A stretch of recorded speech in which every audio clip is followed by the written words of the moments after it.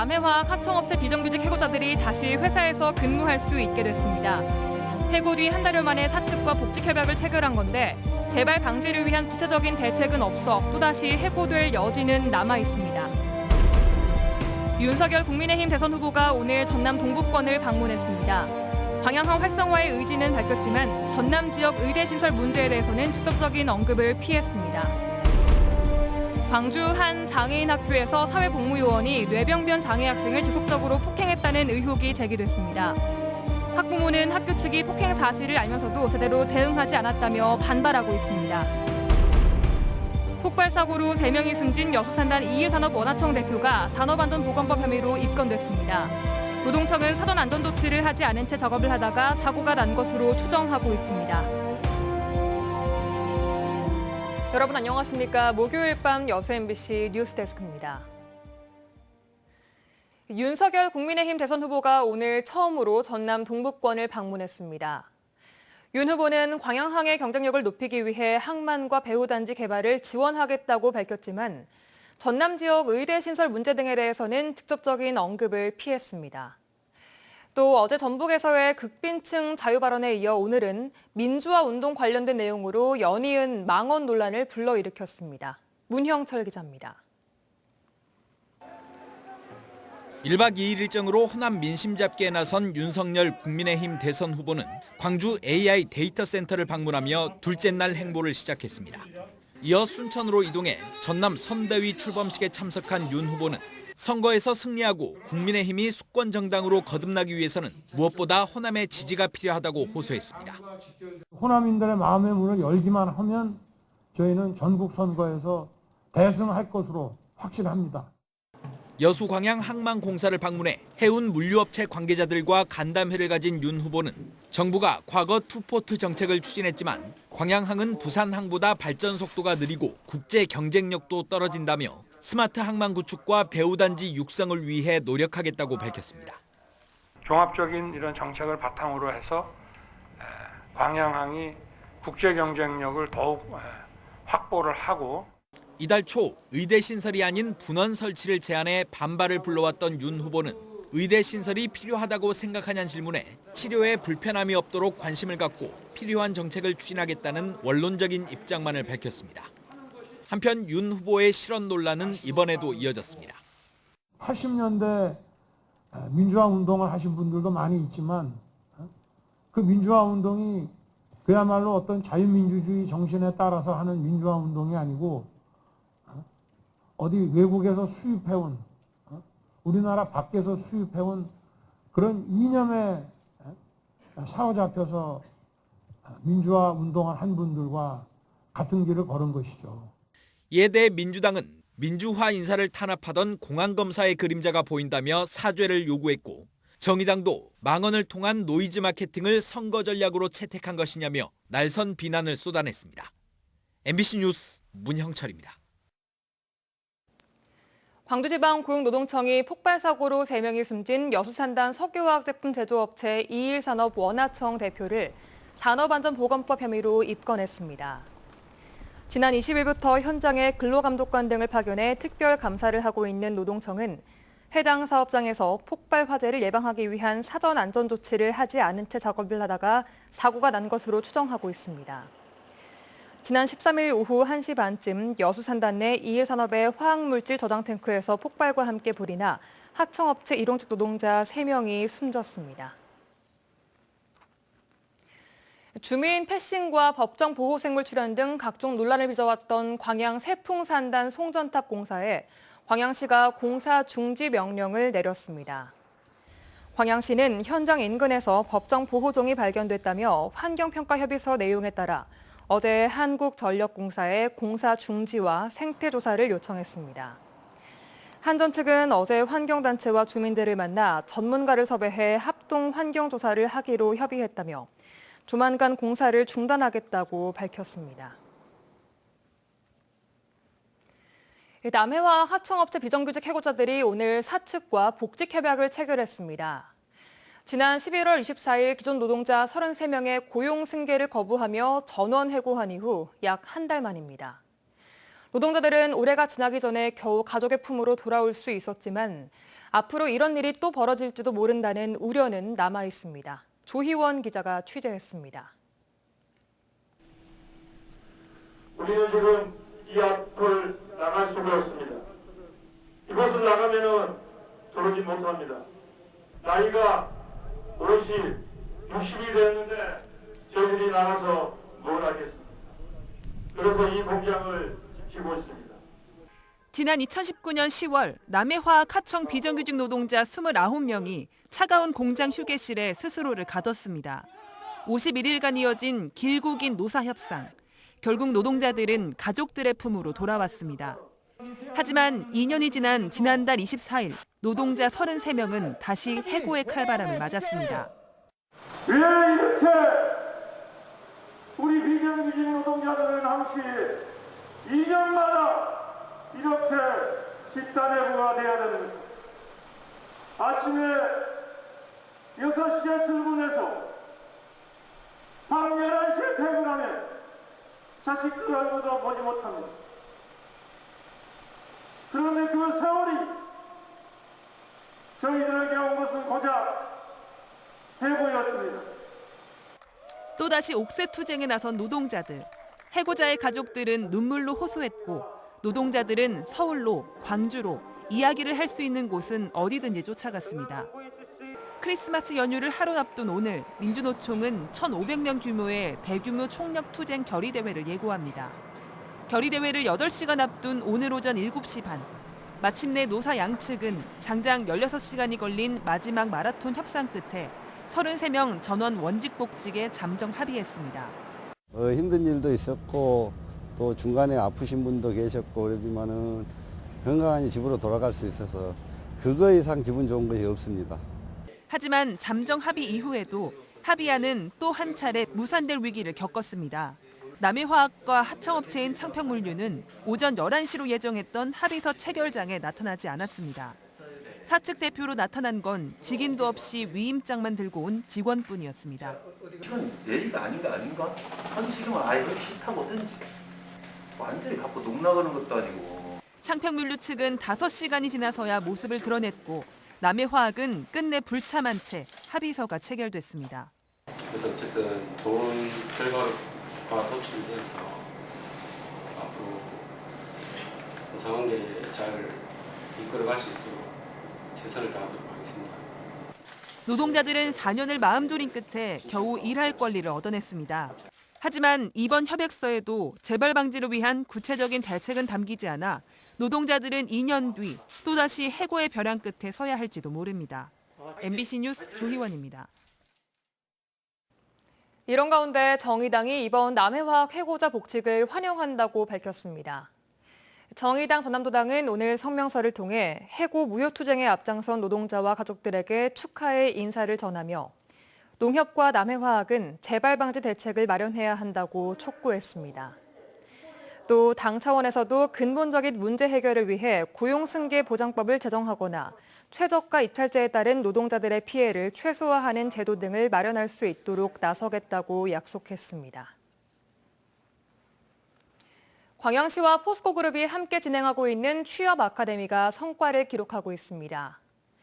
광양시는 지난해부터 지역 청년들의 대기업 취업 기회 확대를 위해 맞춤형 인재 양성 사업을 실시한 결과 올해 전체 교육생 60명 가운데 44명이 포스코와 포스코그룹사, SK하이닉스, 현대제철 등 대기업에 합격하는 성과를 보였습니다.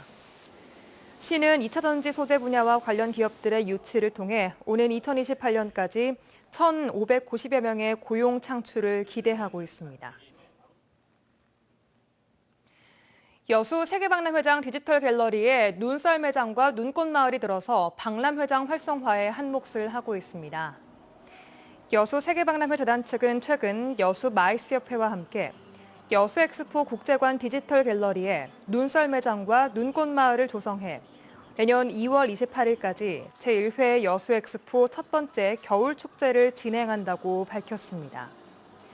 재단 측은 특히 겨울에도 온화한 기후로 눈이 쌓이지 않는 지역 특성을 고려해 국내 최초로 4계절 눈썰 매장을 운영할 수 있는 슬로프를 설치했다며 공연과 포토존, 퍼레이드 등 다양한 콘텐츠를 즐길 수 있을 것이라고 덧붙였습니다.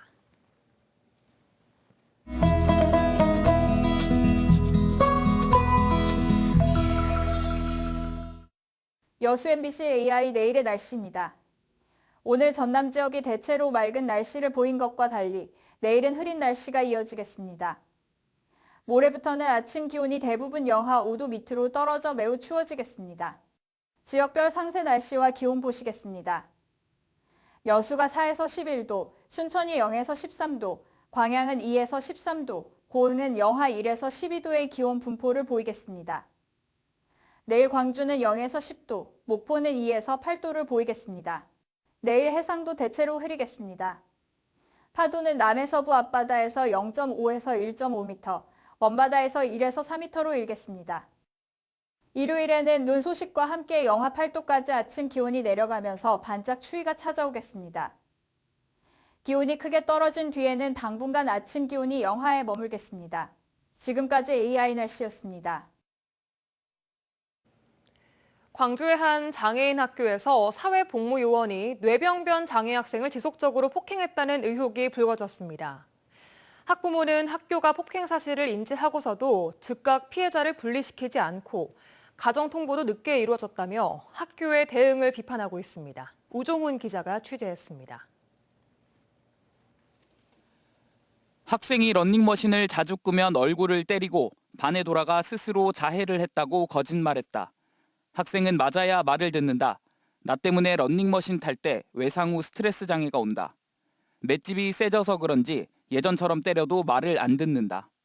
사회복무요원이 중증 뇌병변 장애 학생을 폭행했다는 의혹이 나온 광주 북구 장애인학교 동료들의 진술입니다. 이 학교에서의 폭행 의혹은 지난 9월부터 얼굴과 명치 등의 지속적인 폭행이 이루어졌다는 동료 사회복무요원의 진술로 불거졌습니다. 폭행이 주로 이루어졌을 걸로 추정되는 때는 교사 없이 사회복무요원과 학생이 둘만 있는 1교시 자율학습 시간입니다. 학부모는 아이의 행동이 거칠어지고 몸에 멍이 들어오기 일쑤였지만 평소에도 자주 넘어져 학교에 보살핌을 당부했을 뿐 폭행 사실을 예상하지 못했습니다. 맞아서 소리라도 낼 수 있고 피할 수라도 있는 친구들 같으면 반항이라도 할 수 있는 친구들 같으면 그러지만 그러지 않았기 때문에 걔는 더 심하게 했을 거라는 생각이 드니까 그게 용서가 안 되더라고요. 폭행 사실을 인지한 학교 측의 대처는 수상했습니다. 동료 사회복무요원은 폭행 의혹을 지난 3일 교직원에게 알렸지만 피해 학생과 가해자의 분리는 보름 가까이 흐른 지난 16일에서야 이루어졌습니다. 또 폭행 신고가 접수되면 48시간 안에 교육청에 사실을 알리도록 한 매뉴얼도 지켜지지 않았습니다. 학부모는 학교가 폭행 사실을 은폐하려던 게 아닌지 의심하고 있습니다. 전혀 못했어요. 왜냐하면 이건 학교 측에서의 너무 확신이 강했어요.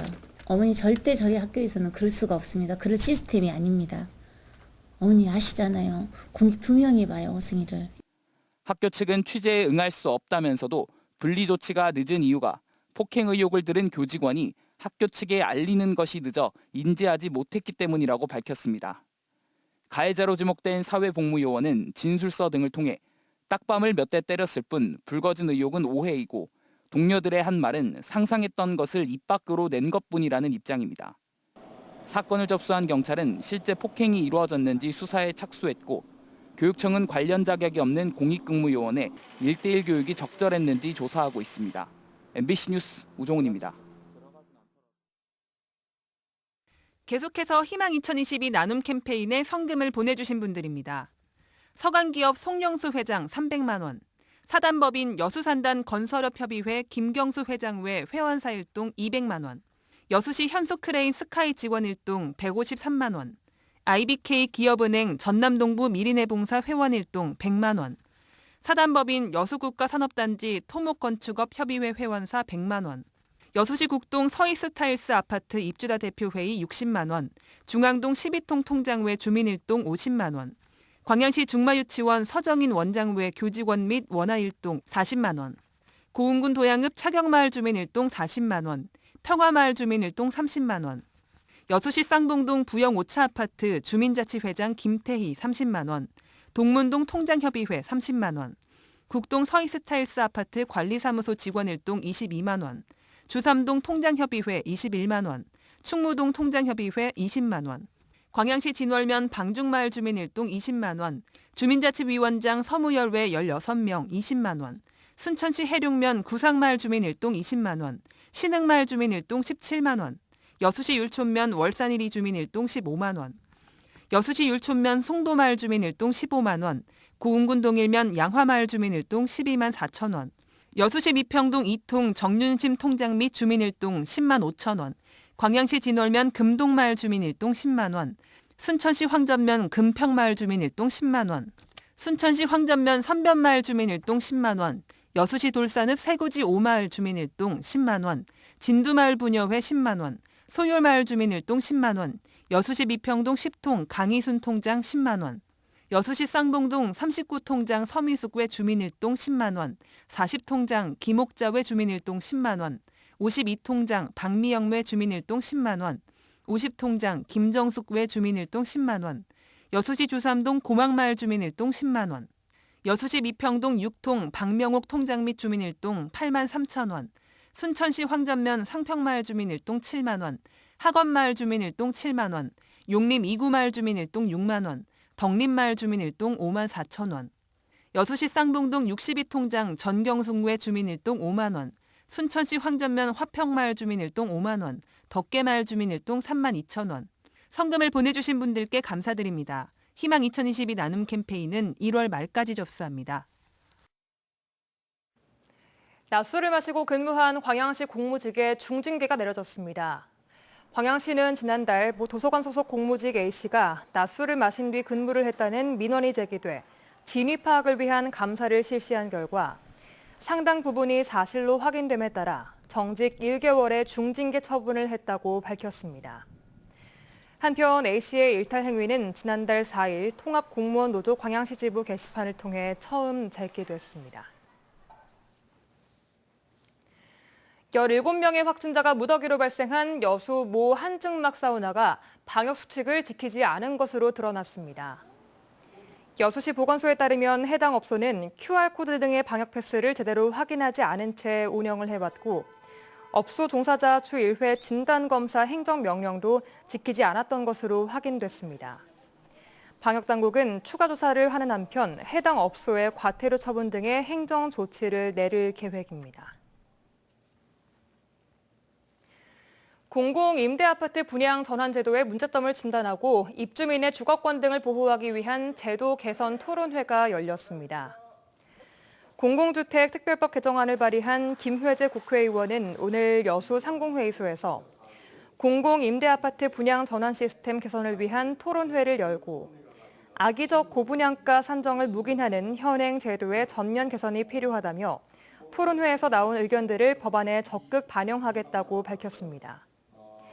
이번 토론회에서는 공공임대 분양 전환 갈등의 원인과 타 지역 현황이라는 주제 발표에 이어 국토부 주택정책 담당 사무관과 여수 웅천 부영 입주민 대표, 여수 참여연대 관계자들이 열띤 토론을 벌였습니다.